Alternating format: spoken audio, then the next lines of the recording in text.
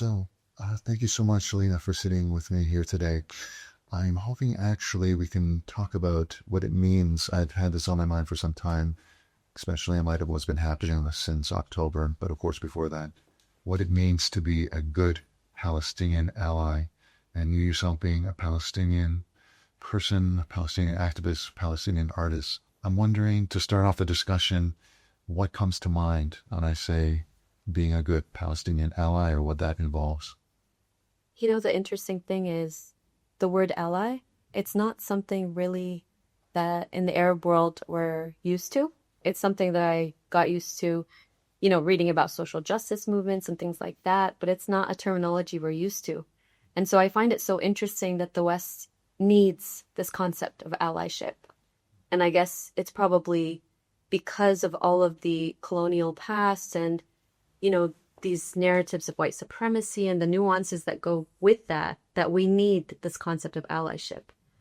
So I'm just wondering for you, do you find that it's something natural, or do you find that allyship is needed in order to kind of wake up these activists and make them aware of these nuances? Well, that's really interesting, because I think maybe because I'm coming from a Western context in Canada, talk about being a good ally is always at the forefront of everything when you're doing things in social justice. And one of the first things that is involved in being a good ally, I want to ask you about this with respect to Palestine, is not talking on behalf of other people, in this case, Palestinians.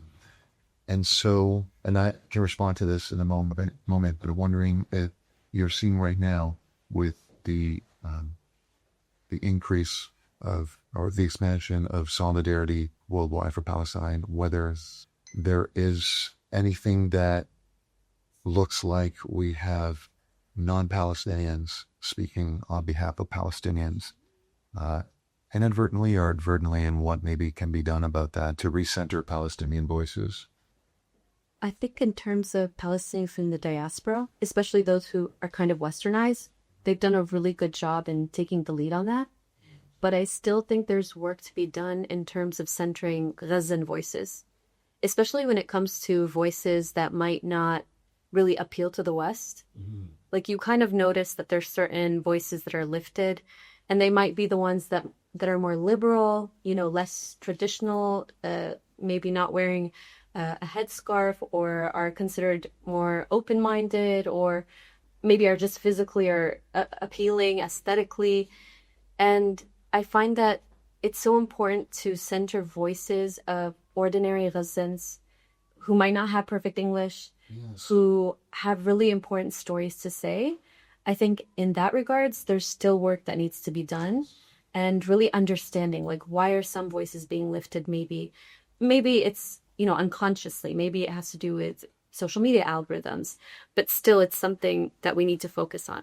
I think you make a really good point, because I feel again, it was happening before October 2023, but since then, there's been sort of a new influencer culture or industry that's centered on Palestine, where you have a lot of persons who have that kind of aesthetic and have become celebrities in their own right.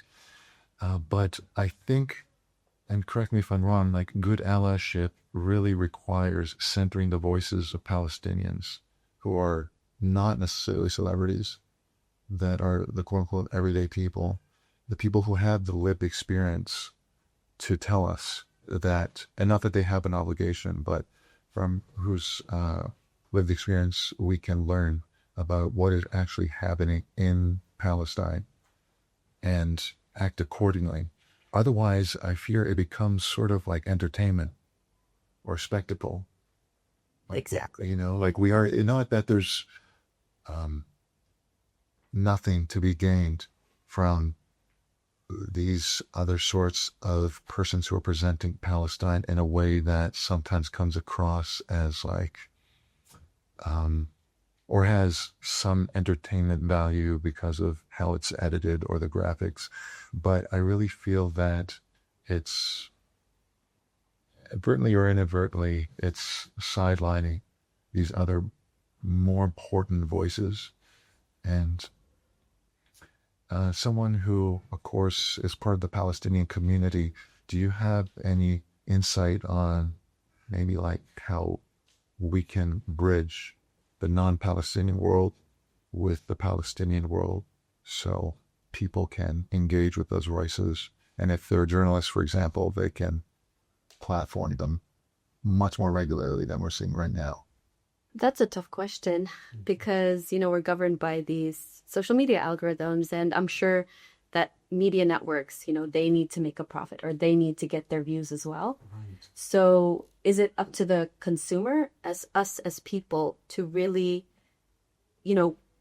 focus on watching and supporting these voices? And so that might create a shift in the media and the stories that they portray. So, or is it about really helping those voices be amplified and become viral and, spreading to people? So it's kind of like, which comes first? Yes. Is it, people and how they consume, or is it what the media puts out and how we condition the consumer? Yes. It's interesting you mentioned that because to go back to your earlier point too, for me, good allyship, I'm not sure if this is, again, something that's Western, but one thing, even from some of the things that I've taken in like social service work courses and things like that, remind us is that the good ally has to always remind themselves that it's not about you, as a ally. It's never supposed to be about you. So if you are somehow centering yourself, and if you're making it about yourself, even if you're talking about Palestine, you've kind of become a non-ally or a bad ally, because at that point you've almost undertaken, I wouldn't call it necessarily a narcissistic project, but one where you are trying to advance your own point of view above those of people that you're supposed to be in solidarity with. And I think there is, unfortunately, in the West, money to be made in doing that. Even if you're not an influencer, if you're someone who is, say, running a nonprofit and you're promised grant money if you stick to a certain script that you come up with as a non-Palestinian, but don't get too much into what other Palestinians are saying, you can come across as like a good, quote unquote, good Palestinian ally without having to really done much to platform or engage with Palestinian voices globally. And I think, through your art, to get to some of your artwork, I feel that you are also storytelling in a way that's reminding people of these voices. And I'm wondering, like, what goes into that for you in terms of how you make the decisions of which stories to tell and how. Yeah, a big part of that is actually what's not being spoken about. Right. Like, for me, my art is about not allowing Palestinian pain to go unnoticed. Right. And art is my way to amplify that pain. And so if I feel like a topic is being covered widely, that's not, the subject matter that I'm going to prioritize. If I feel like, okay, no one's talking about this, no one's amplifying this story, then that's the thing that I will really focus on, because we need to push back. I feel like sometimes the media becomes this kind of consumption loop. Yes. And in a way, it's a very well-established system. And it's kind of hard to kind of break that cycle of consuming, these videos, this content. And there's not much content that kind of breaks that mold. Yeah. And so how can we kind of like throw a keg into this machine? How can we force people to stop and really have awareness and hold space for these stories and for these people? Yes, exactly. Like, I do wonder, just because of the speed or the accelerated speed at which we're seeing people consume media, whether they're asking themselves just periodically, like, why am I consuming? Like, what is the function? Or how should if I feel this urge or motivated now to do something about what I'm seeing. Like, how am I going to do it? It's almost like kind of self-interrogation, that has to take place time to time. Otherwise, it just becomes about consumption. Because I do fear that some people feel like just, support, bearing witness. But if it ends at that, and you're not mobilizing as an individual or as part of a collective, then you can't possibly be an ally at all. You're just simply consuming. At best, you might have some sympathies or feel, quote unquote, feel bad about what you're saying, but that doesn't do much at all, in terms of advancing the struggle for Palestinian justice and freedom. And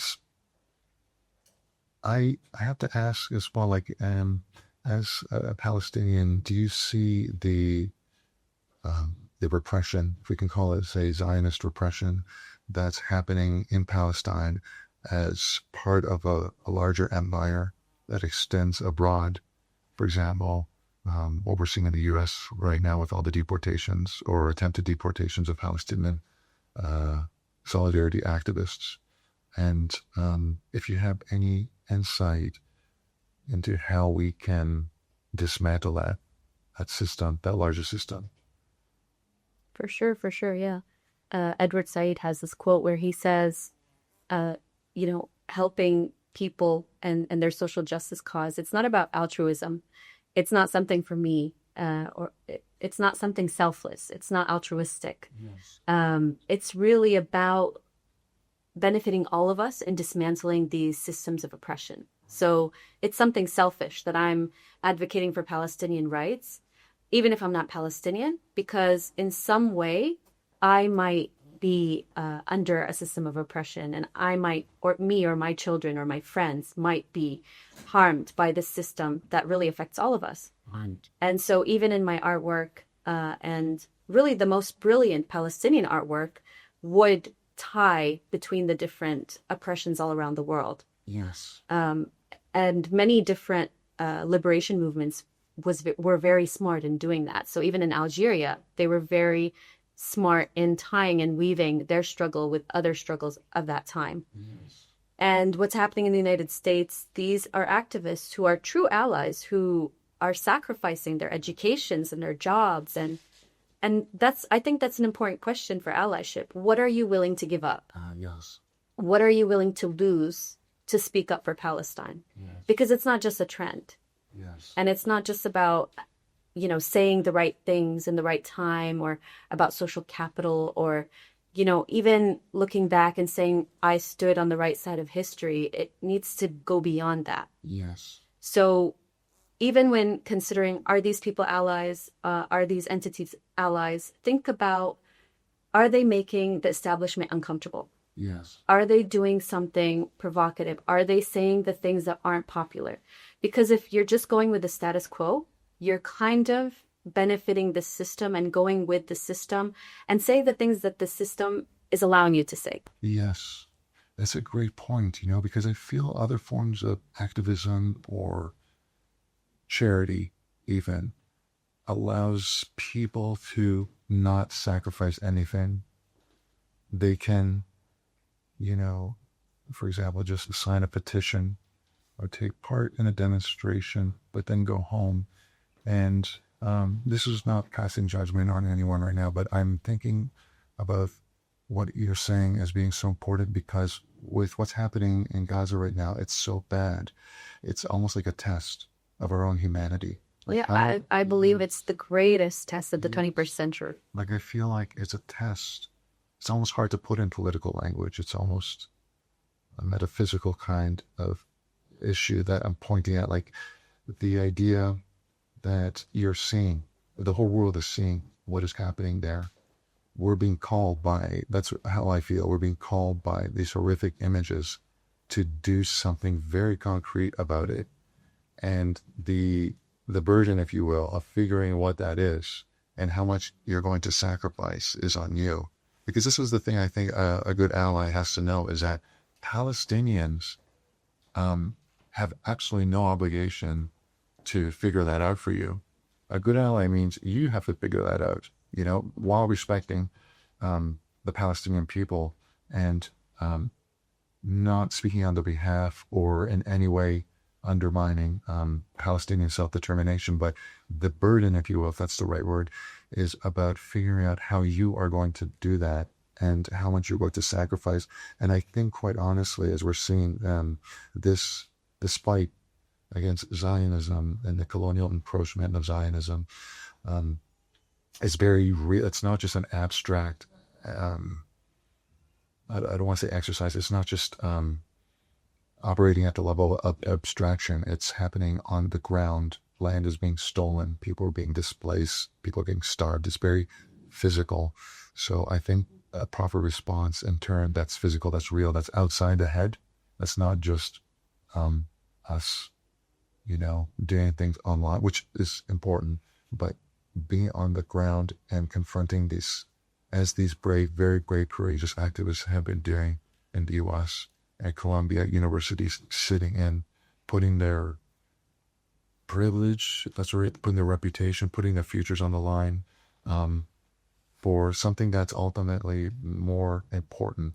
Because, to turn away from to turn away from what's happening in Gaza or the Palestinian people, I think is really to to give up or forfeit our shared humanity. It's almost like saying that's not important anymore, which is frightening. Because if we get to a world where so many people are believing in that false idea, then we can pretty much, as a state actor, for example, and as a bad state actor, you can continue committing these atrocities on expecting people to just do nothing. On the whole, most people are just doing nothing. So I think also, if I could add, being a good ally, just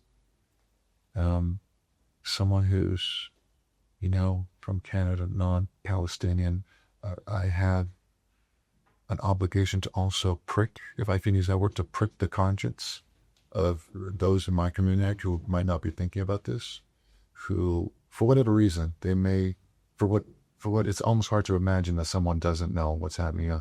But for whatever reason is not thinking enough about it or hasn't acted enough on it, is to introduce discussion about what's happening, or to ask them questions about what they think, to invite them, I guess, into at least a first discussion about what they are doing to contest the genocide. How are they playing a role right now? Because I guess I'm mindful, that's maybe just me, I'm not sure, but I'm mindful of trying to bring people into the fold without sugarcoating anything. But I feel like we need, as allies, more allies, and to build the boatneck. So how do I invite this person who might get very defensive, like human beings do, just generally, and they feel like they're on the hot seat? How do I invite them in? So there's a potential here, not for just discussion. That's not what I'm saying. Not just for the dialogue, but for this person to actually engage physically on the ground, whether it's in demonstrations, sit-ins, what have you, that's going to actually make a material difference and advance the Palestinian struggle itself for justice and freedom. So I think we should maybe wrap up this kind of conversation on allyship here, Lina, unless you have any final thoughts or observations at all on anything. No, just to comment on what you just said, I think for some people who have empathy, people who would be touched by human stories, drawing them in that way, of course, it's an art form. But then for other people, I think we need to switch gears into shaming, into boycotting, into calling out, into, blacklisting. We need to use powerful tools for that type of person who will never be pro-Palestine, who will never convince, no matter how many dead babies they see, no matter how many screaming mothers or crying mothers they see, no matter how much the death toll goes up, they're not going to care. So the way that South Africa gained its liberation was because of these boycotts, because of the sanctions that forced, the white South African government to be bankrupt or to include, Yes. Black South Africans. So I think we also need to explore all of the different forms that would work with different type of people. Yes. No, I think those are much stronger examples of ones I gave, and I think that definitely has to be done. I was in that last point I made. I think I was, in my head, I was just presuming. See, that's maybe the problem with, my background is in philosophy, and so often like the imagined interlocutor that we have in our thought experiments is like a reasonable person that you can somehow appeal to, and that, oh, okay, I get it, sort of thing. But you're very right. In the world outside philosophy, or the world outside academic philosophy, people are like that, and it's frightened me. They still don't get, so we need these very powerful forms of solidarity, or expressions of solidarity to occur, and for people to really use walking up through, these much more direct actions. Be the boycotts are so key, and it's the responsibility of the ally, because usually the ally is the privileged one. I mean, we're conditioned by so many different systems, and so it's expected, that there's different types of people that come from different backgrounds being conditioned in different ways. And that's why cognitive literacy is so important. Like, as an ally, go do your homework, do the work that you need to do with yourself to understand what you're carrying. Like, what have you been conditioned with? Do you have remnants of Islamophobia? Do you look at Muslim women as someone who needs to be saved, as weak, as someone who needs to be spoken for? Because I know many activists for Palestine who might still have, these kind of underlying beliefs of like, but she wears the hijab, so she must be oppressed, so I need to speak for her. And it's obviously subconscious, but it's important for them to really do the work and to educate themselves of how the media has been portraying Palestinian Muslims, Arabs for so long, and to make sure that none of that comes across from them. Because as Palestinians, like, that's not our job to educate you, and it's not our job to be hurt by these stereotypes as well. That's a very good point. I actually remember talking to Max Gilbert on some side, talks about this, that the resilience that we see is so powerful in Gaza. People, non-thermal is helping other Palestinians under the rubble, for example. And he explained to me, the concept of Samud and how that's exemplified in that. But I remember saying, along the lines of what you're saying, like, yes, but at the same time, I think it's important not to romanticize that, because Palestinians have no, that's what I think is so important for good allies to realize, is that Palestinians have no obligation to educate us. This is not, they are not, even if we are learning from them, they are under genocidal attack. The burden, so to speak, is on the activist to do something, especially if you're in a privileged position, But I take your point really well. I think there needs to be some, and that's hard in the West where, we're raised to believe in the virtues of individualism and, thinking of how to get ahead. It's hard, I think, for Westerners to grasp that concept of taking stock of your biases and what have I been holding on to and how do I unlearn them. But I think maybe we could wrap it up here, because I think that is maybe central to all of what we're talking about, is being a good ally has to be honest about it, themselves, their own biases, and how they can unlearn them so they can better engage within solidarity movements with a certain sincerity that puts Palestinian lives first.